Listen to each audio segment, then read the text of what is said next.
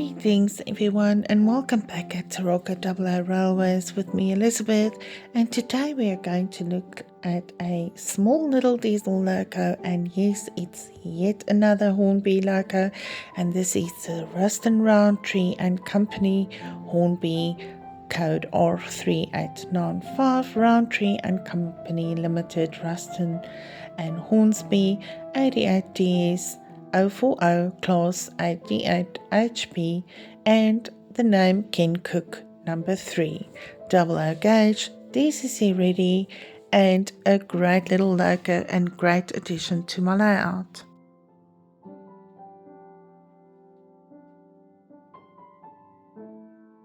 A lovely image of the loco illustration here on the box in front, and then of the rear of the box we have the info and brief history on the loco as per usual, and at the end of the box we'll see the description: Hornby R3895 Rowntree and Company Limited, Ruston Hornsby, and the 88DS description and the class description there.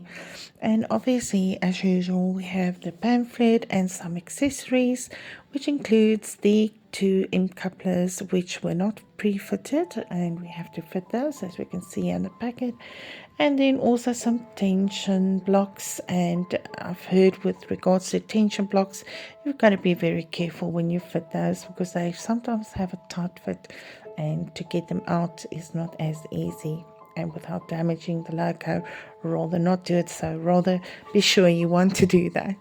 So and there's one other thingy, I guess, in there, but yeah, featuring some great finishes on this little diesel loco and humongous buffer stoppers, I must say, and obviously handrails, nicely depicted, and glazed windows and non-sprung buffers, unfortunately, and some maybe a little bit of black lining on the panels there in the rear, but glass windows and with the North British livery version on it.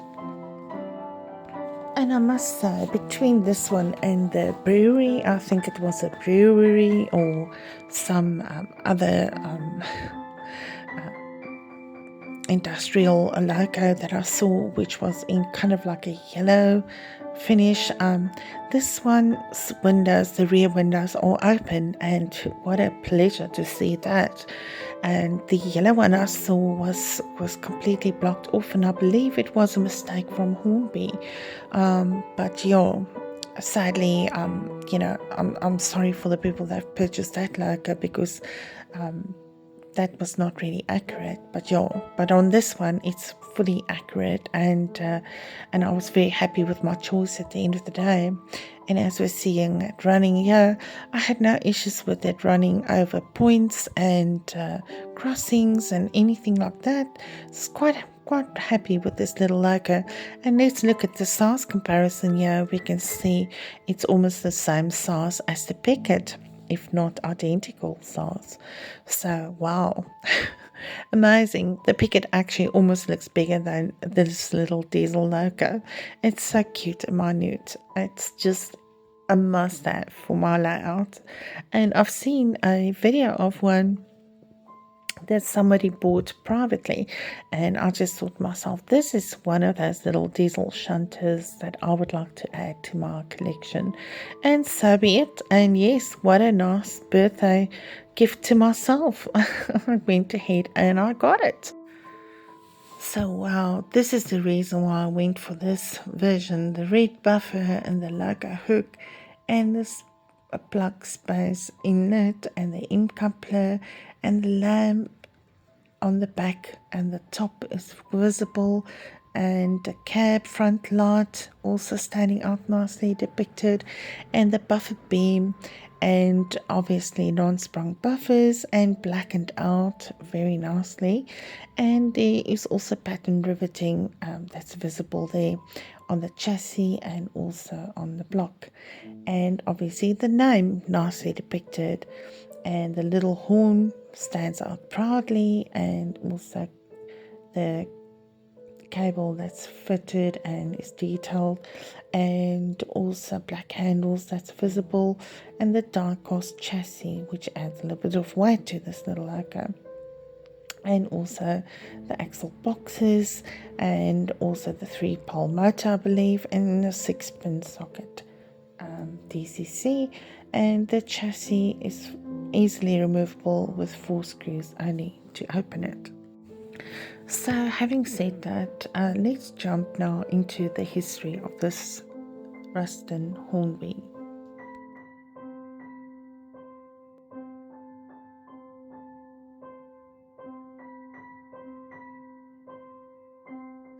Ruston and Hornsby Limited of Lincoln was formed as a result of the merger between Ruston Proctor and Company Limited and Richard Hornsby and Sons Limited on September 11th, 1918, and their first narrow gauge diesel locomotive left the works on September 1st, 1931.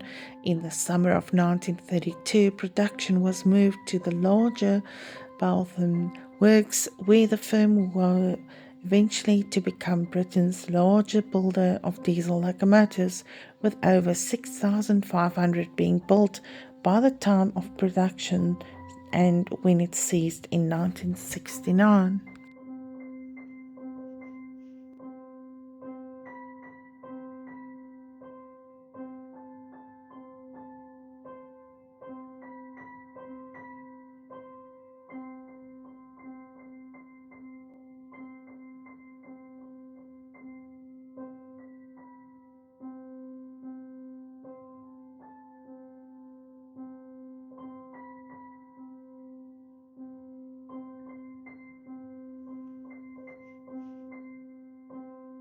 So as you can see here, perfect on slow pullaways and slow reverse, and this is all on a siding, so well manipulated over the crossing and the sidings, and yes, I cannot complain at all. After the success of 44/48, an upgraded, more powerful 040 was desired. Many of the features of the 44/48 horsepower were retained for the new 80/88 horsepower, such as the chain drive and running gear.